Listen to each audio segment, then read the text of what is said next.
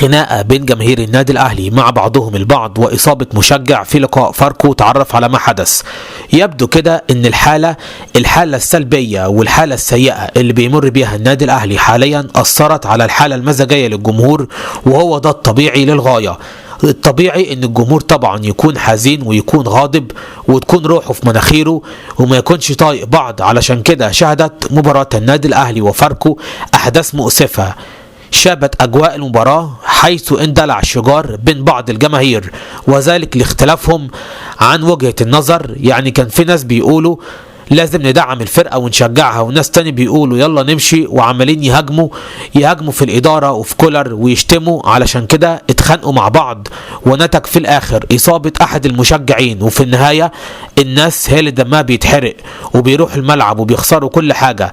وفي الآخر الخطيب ولا حد من مجلس الإدارة ما عدا فقط الدكتور محمد شوقي ولا واحد بيحضر وبيدعم الفرقة، وكلهم قاعدين في بيوتهم قاعدين متدفيين تحت اللحاف.